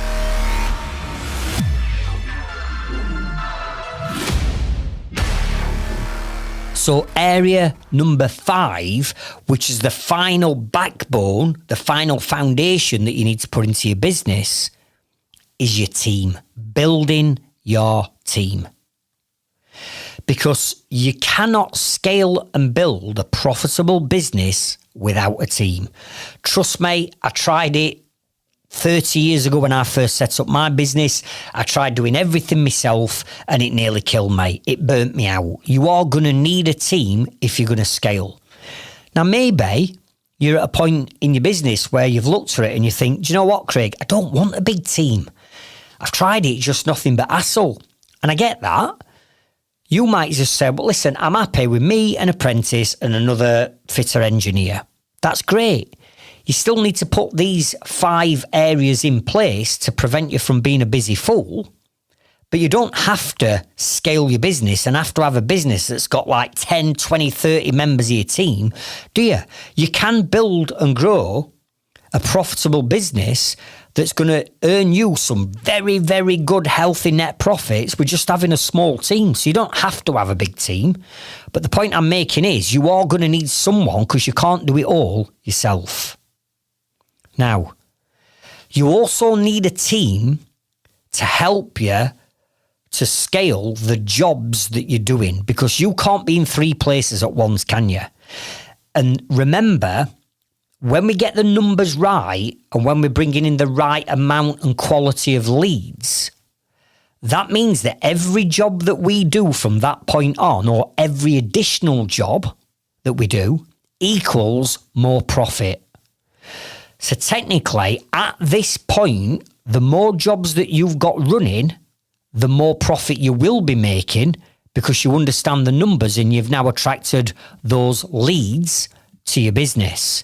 So you're not going to put a cap on your profit margins any longer, because the more team you have, the more profit you're going to make, because you're building your business the right way and you're no longer winging it. But let's be honest, how frustrating can it be employing a team? Because if you've employed anyone, whether that's beyond books or a subcontractor, I'm sure at some point you've had some grief, or grief's been caused by that employee or subby that's come back that's cost you. So trying to find trustworthy, honest, reliable, well-mannered trades in today's day and age is a challenge. It's not impossible, but it's a challenge if you've not got the right strategies. And sometimes we can feel like just having a team, it's like babysitting grown-ass adults, isn't it? Sometimes it's like they just ain't got any common sense. You know, they're ringing you up every day, every couple of hours. What do I do here? I don't know what to do here. I don't know what to tell customer. What do you want me to tell them? I've run out of materials. Can you order me this? It's like, what? Or they're turning up late to a customer. You've told customer that they're going to be there at 8 o'clock. 20 past 8, customer's ringing you. Where are you? I mean, how bad does that look? Or, even worse, not turning up at all. Maybe they've gone out on lashover at weekend and a Monday morning, and they knock on us on a Monday morning. You get that phone call or that text message if they bottle it. Oh, I feel ill. I'm not very well today. I'm not coming in. And then you've got to your day just goes to shit. Your week goes to shit, because now you've got to rearrange everything because somebody's knocked on a Monday morning. Or they're playing around, tossing it off, messing about on the phone, looking at reels, playing Candy Crush, doing whatever they're doing on the phones, constantly on the phones when they should be working. Turning up and not wearing your uniform. You've given them your uniform, they've got a branded uniform to wear, but they rock up with tracksuit bottoms on, or a Nike sweatshirt or a hoodie. Or, what about this one? I'm on my high horse here, so let me just get it off my chest. Right? Or what about this one? Job's running over, right? So they finish a job and it's like, I've got to go back to that job tomorrow. Why have you got to go back? Well, there's about an hour's worth of work left to do, half an hour's work. Well, why didn't you just fucking stay and do it? Why didn't you just work through your dinner? I'd have paid you extra. I'd have paid you for that extra half hour. But no, we finish work at 4:30 and I've got to get back for me tea. So now you've got to go back to the job next day. So you've got to put them your future customers off. Do you know what I mean? It's like, and then they make mistakes on jobs. Simple schoolboy and girl errors. They've put plug socket in wrong place, or they've put stud wall up in wrong place, or they've done this, or they've knocked something over now and they've spilt something on customer's carpet. And all this lot is costing you time and it's costing you money. And the list just goes on and on and on. Now, there's only two reasons, and two reasons only, why you're going to employ a team. It doesn't come down to anything other than these two things. Make sure you write these things down. You know what they are, but you're overlooking them. The only two reasons why you employ a team is, number one, to save you time. To save you time. You're bringing a team so that you don't have to do everything. And that doesn't matter whether it's an admin person helping you with the admin, or a bookkeeper doing the bookkeeping, or an apprentice on the tools, or another fitter or engineer on the tools. You bring a team in to save you time and free it up so you can start investing that back into your business in one of these 5 areas. Number 2, to make you more net profit. To make you more profit. You're bringing in a team to save you time, but while they're saving you time, they've got to be making you profit. Or otherwise, what on earth is the point of you having all the stress of employing a team if they're not saving you time and if they're not making you more profit? And if you were to start to understand the numbers in your business, I am telling you now, you've got some employees or you've got some subbies that are wasting your time and that are costing you profit. You've got them. I'm telling you now, you've got them. So you've got a question. If you're sat there thinking, do you know what, Craig, I can think of somebody straight away. Someone straight away that's negative. Someone straight away that's always moaning and groaning. Someone straight away that's whatever, right? Someone straight away that keeps costing me money. Someone straight away that's always late to customers' jobs. Why are you employing them? Why are you employing people that aren't saving you time and making you profit? It just goes against business rules, doesn't it? So here's what you're going to do to sort this out, right? And you might have got to sort some employees or subbies out now that might need moving on, right? Right, move them on. But when we replace them, or when we bring anybody else back into our business moving forward, we have to follow this structure, right? And what I want you to imagine to start off with, I want you to imagine that every one of your employees or subbies are walking around with a hand grenade in their hand, right? And this is a live hand grenade. And at any one time, they can pull the pin out of that hand grenade, and you don't know when they're going to do it. It's up to them when they do it, because you're not in control of their time, are you? You're not on the jobs with them, having to watch them every 5 minutes. We can't be babysitting people. We've got to leave them to it. So you don't know what's going off. You can't see and hear what's going off. So at any time, they can pull that hand grenade, that pin out of that hand grenade. And when they pull the pin out of that hand grenade, that is going to cause you stress. That is going to cause you loss of time, loss of money. The job's going to end up getting put back. It's going to cause you some kind of distress, right, when they pull the pin. So what I mean by this is, if they come to your business and start working for you, your job is to take that hand grenade out of their hands before they've even started working for you. Before they've even crossed that white line and they've started on day one. Take the hand grenade off them. And what I mean by this is this. You have got absolutely no idea of things such as work ethic, their attitude, their manners, their timekeeping, their communication skills between them and your other members of your team. the communication skills between them and your customer, their standards of workmanship, their values, their morals, their beliefs. You've got absolutely no idea what they're bringing to your table. So how do you know what their work ethic, attitude, manners, timekeeping, communication skills, standard of workmanship, values, morals and beliefs is? You don't. You don't know what it is. So if you're just going to take a punt on taking somebody on because you're over capacity, because you don't know the numbers, you don't know that you're over capacity. It's all of a sudden is I've got too much work on, I need more trades. Does anybody know a joiner, a plasterer, a sparky, a plumber, a roofer, a flooring contractor? Does anybody know any? We've got all this work on, I'm under pressure. Someone goes, yeah, I know someone. Here's Fred. He'll do. Fred, start on Monday. This is what I'll pay you. I'll give you a trial. Go to this job. Go and see Dave. Dave will look after you.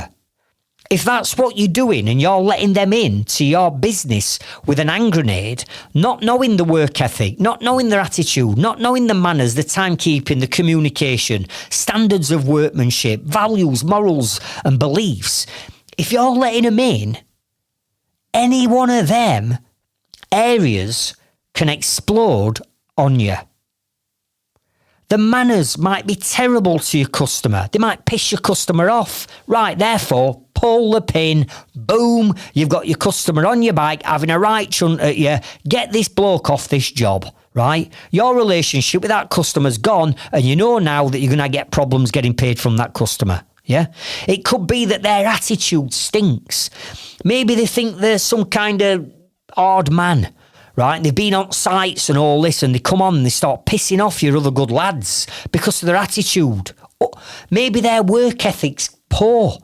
Maybe they are and have been able to get away with having 40 minutes for break in the morning, hour and a half for dinner.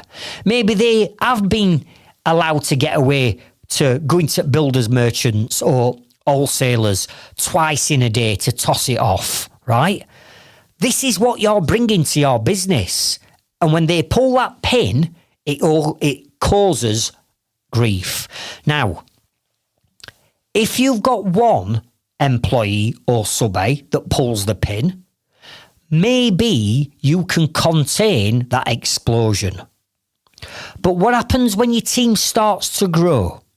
And all of a sudden, in 1 week, 3 of your team decide to pull a pin out of that hand grenade, and now you've got 3 explosions that you can't control, and now the shit's hit the fan, right? Now you've got problems. So you need to make sure that you take the hand grenade away from them before they've even started, and here's how you're going to do it. So make sure that you write this down and you make a note of this. I want you to write down the words rules of the game. Rules of the game, right? And what you need to identify up front before anybody comes and works for you, you need to identify what are the rules of them playing your game in your business. You're the boss, you're the employer. They should do what you want them to do. But if you don't own their relationship and they start to own your relationship, then they'll naturally gravitate to doing what they are used to doing. And that might go against the rules. That might rub you up the wrong way. That might frustrate you or annoy you or keep you awake at night. So you need to establish what are the rules of someone coming to work for me. And what I want you to do is I want you to get 3 pieces of paper or 3 Google Drive documents. And on one of the pages, I want you to write down all of the things that you want and you are expecting this new team member to do. You write down all of the things that you want them to do. Because they're not mind readers. They don't know specifically what you want them to do in your particular business. They're bringing all that bad experience from working from other people and what they've been allowed to get away with working for other employers. They're bringing that to your door. So if you want them to do something specific, you've got to tell them, or otherwise they don't know. And then they'll default to doing what they want to do, which is going to rub you up the wrong way. So you write down all of the things that you want and you are expecting them to do.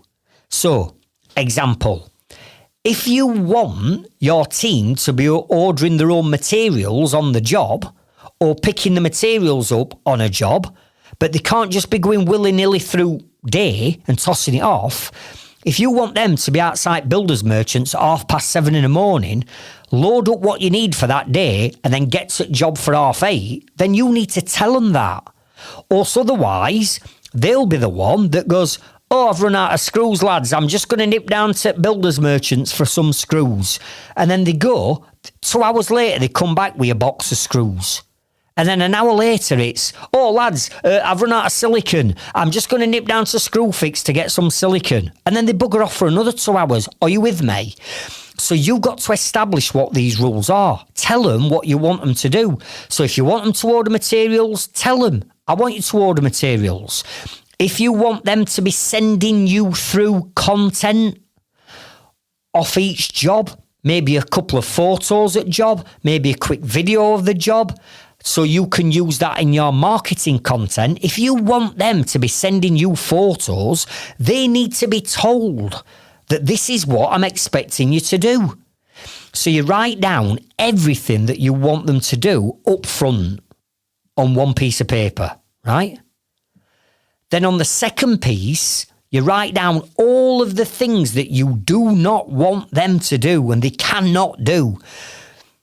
All the things that wind you up and frustrate you and annoy you, you've got to get them out of your head and you've got to get them down onto paper.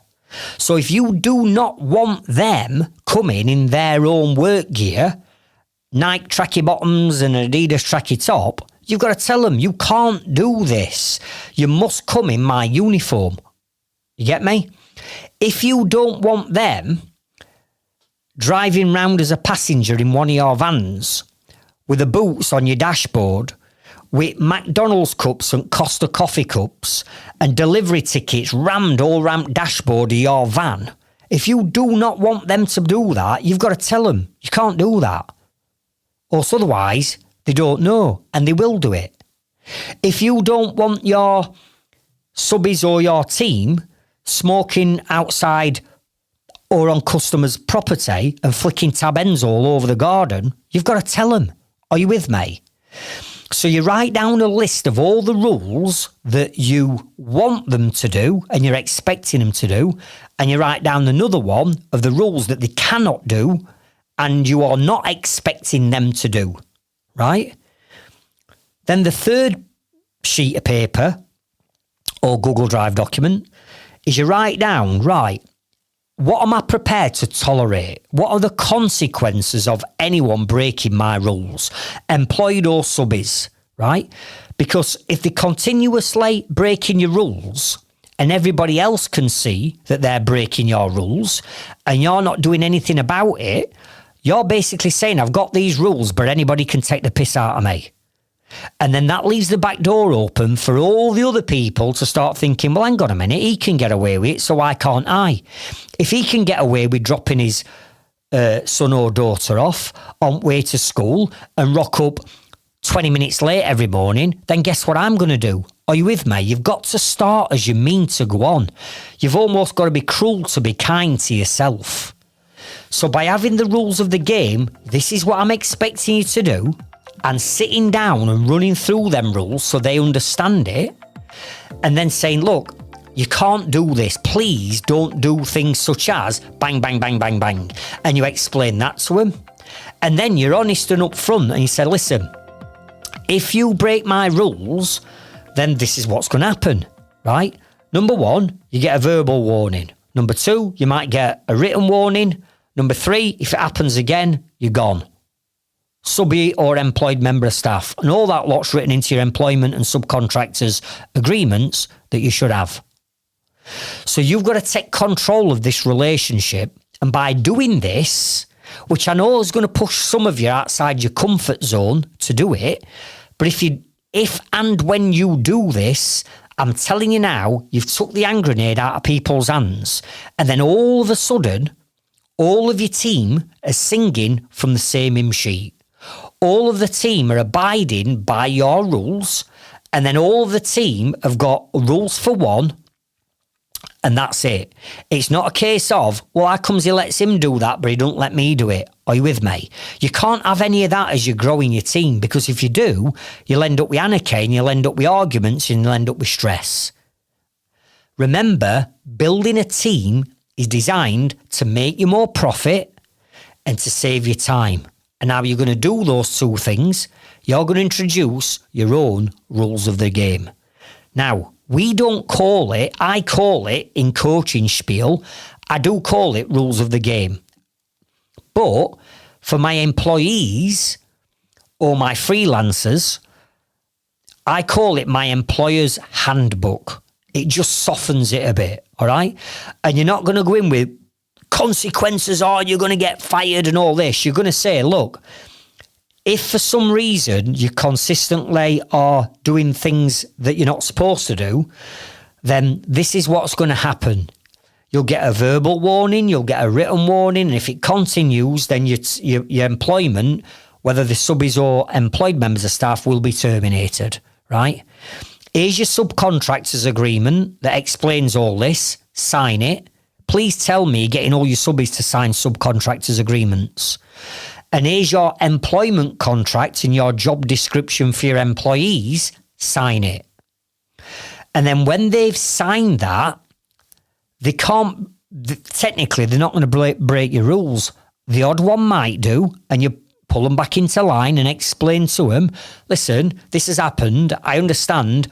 Please don't do it again, right? But as a boss, as an employer, right, you've got to become a strong leader. You've got to lead by example.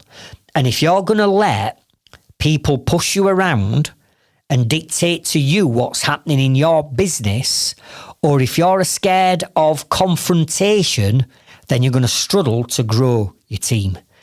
Because at the top of a good team is always a good leader. Always, always, always.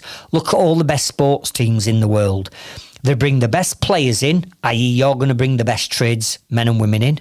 So you choose your own team. You bring your own transfers in. You bring your own team in, right? The best players have got to play by the rules of whatever game they're playing. Football, rugby, whatever it is. So you set your rules like a football match sets their rules.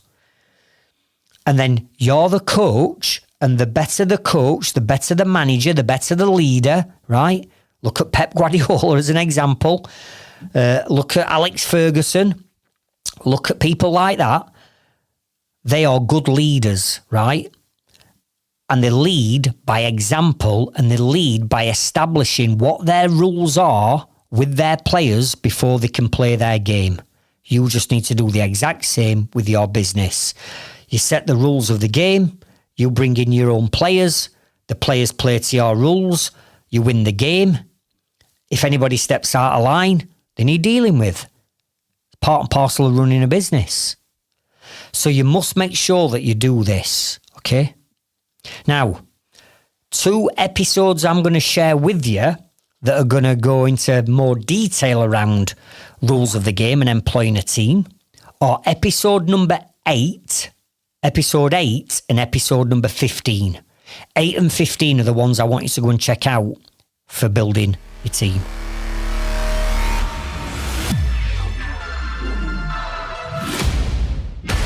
So there you have it. They are the 5 backbones of every single business. Every one of you.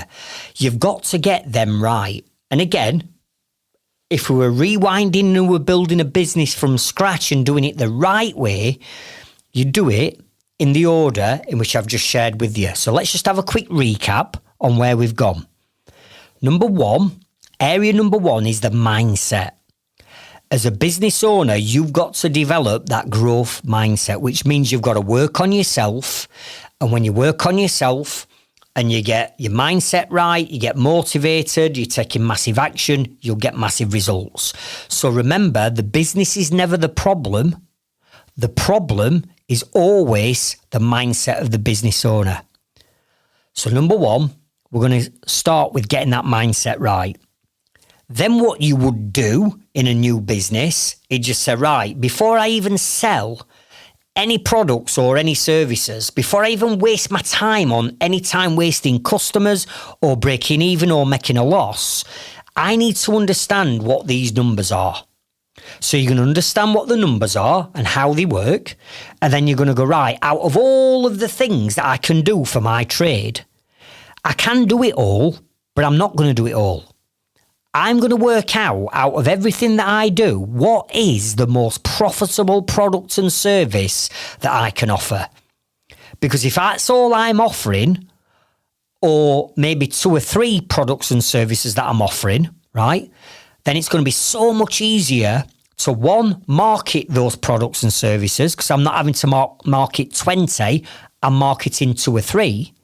And it's going to be so much easier to systemize my business because I'm only systemizing my business for 3 customer journeys, not 20. Are you with me? So we get the numbers right. The numbers then transfer over to area number 3, which is the marketing strategy. So now we understand what the numbers are, and now we understand what products and services are going to make us profit. Now we get laser focused on identifying the target market for each one of them products and services, because remember, they're going to be different. We get the marketing messaging correct for each of them products and services that we're going to offer. And then we go down the route of creating content that gets people to know us, like us, trust us, and build confidence in us. And when we start to adapt that strategy, all of a sudden, we'll start to generate more profitable leads coming into our business for those profitable products and services that's going to make us all that profit. Area number 4. Great having those leads, but come on, we can't cope with 10, 20 extra leads coming into your business every day, every week, every month. We haven't got enough time in the day to do it. So what do we need to do? As we're working on the marketing and marketing our business and the leads start to trickle in, it's then right. Before they start avalanching in, we need to work on the systems. So let's get our accountancy software set up, get all the numbers right, get all the reports right, get everything kept up to date. Then let's go and get something like ServiceMate. Let's get ServiceMate subscribed to. Let's start using ServiceMate to project manage the jobs. But to deal with all the leads coming in and the marketing and everything else that we need to do and all that automations, them emails, them texts and that customer journey and that sales pipeline, let's go and get Leadzilla. And then let's get them 3 pieces of software speaking to each other, so that when the leads come in, the business is now being taken care of because the systems are now starting to run the entire business and you're not having to stay up till daft o'clock doing everything manually. Now, once we've got that working and the systems are running the business, it's then a case, and only then, right, now I've got the profitable leads coming in and the business is taking care of the running of it. Now, I'm going to bring in a team because all I need to do now is scale.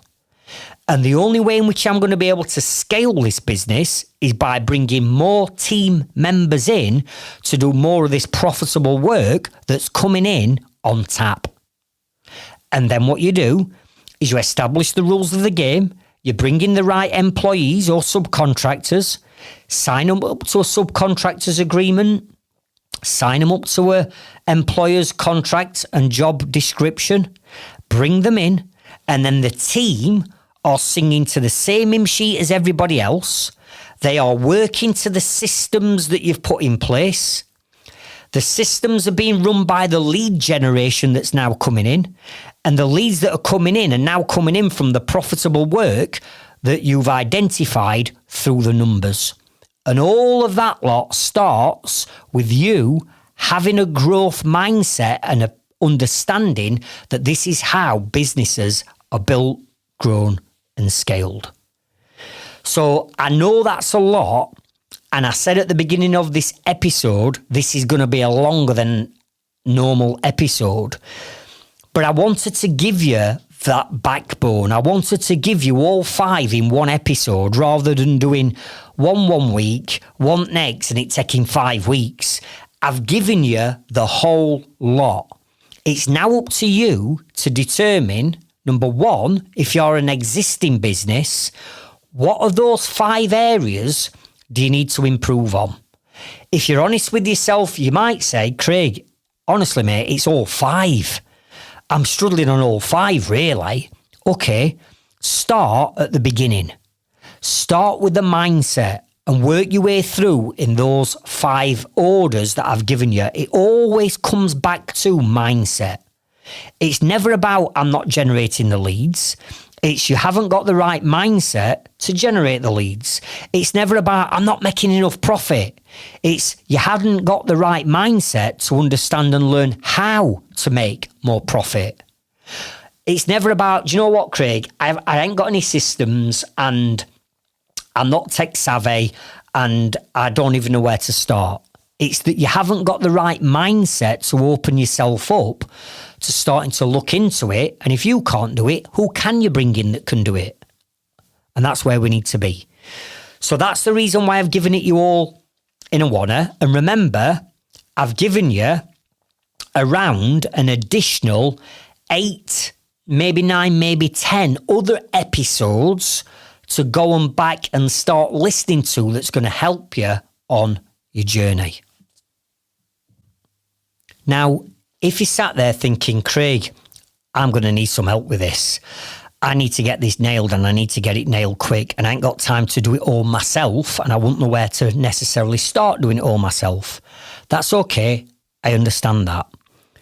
Which is why the doors to my inner circle, which is my marketing and business coaching program that I'm sure you will have seen inside our Facebook group, hundreds of different tradesmen and women posting their results that they're achieving on this program. The doors are open now for you to apply to join the program.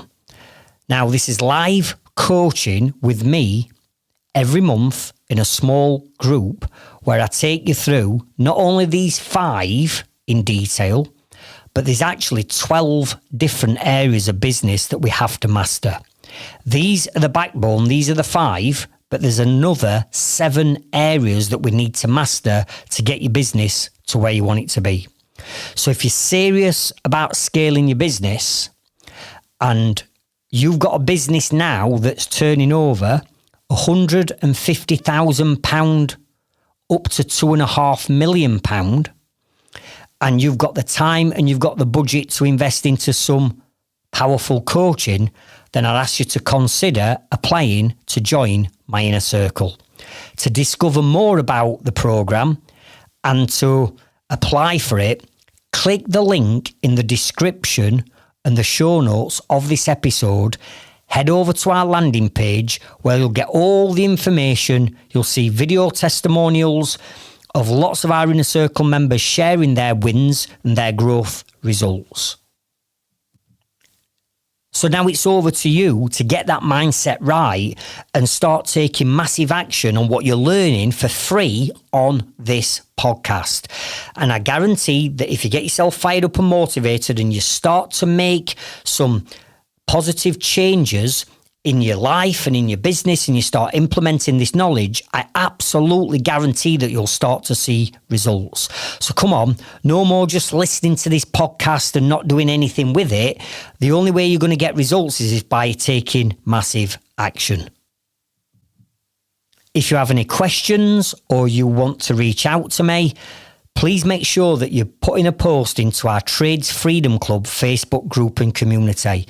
You know that I'm in there every single day. I'm always answering questions, shooting videos, giving you extra additional help and support, holding some of you accountable within the group. So make sure that you join the group if you're not already a member, because you're missing out massively. Again, the link to join the Facebook group is in the show notes. So, thank you for joining me on another coaching episode. I'll see you over on next week's. And remember, the results that you're looking for is in the work that you're avoiding. I'll see you at the top.